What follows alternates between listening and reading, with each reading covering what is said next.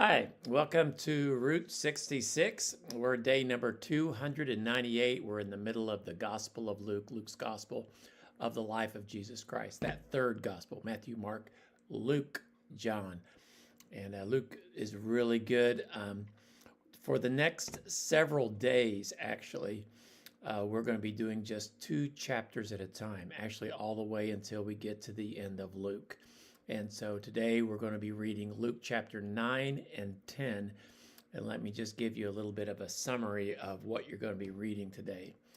Luke chapter 9 deals with the cost of following Jesus, the cost of discipleship. Jesus sent out his 12 apostles to preach and heal, and they went out and did his work. I love how Jesus modeled it, and then he sent them out for a brief practice run, and really not practice. They were doing his work. And they came back and he talked a little bit about it. He fed the 5,000 in this chapter, and he is transfigured before Peter, James, and John. He predicts his death and resurrection, and he teaches that following him requires denying yourself and taking up your cross. Now, this isn't salvation. Salvation doesn't cost us anything, cost Jesus everything. Salvation is free. To follow Jesus, however, and to remain in a following manner and continue to follow him means you deny yourself and take up your cross. Several people wanted to follow Jesus, but hesitated when they learned the cost. And then in Luke chapter 10, Jesus is sent to serve and to love. He sends out 72 disciples to proclaim peace and to heal.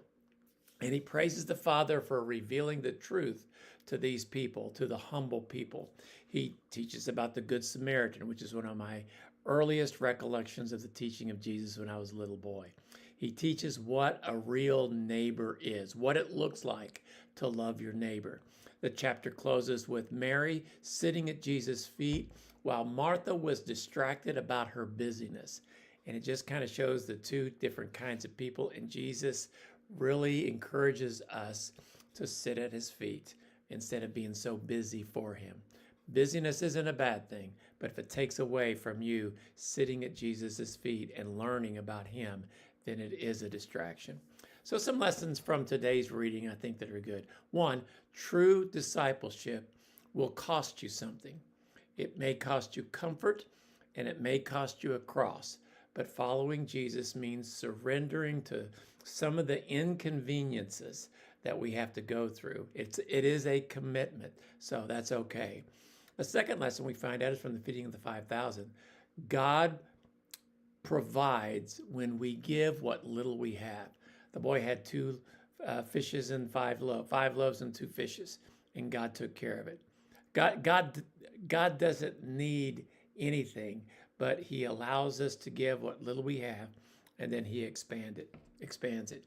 But I think another lesson that we learn is actually from chapter 10. Every believer is sent.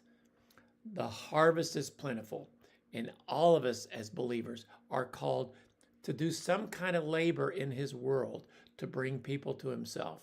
And that's important for us to do that, to love others, care for others, and tell them the message.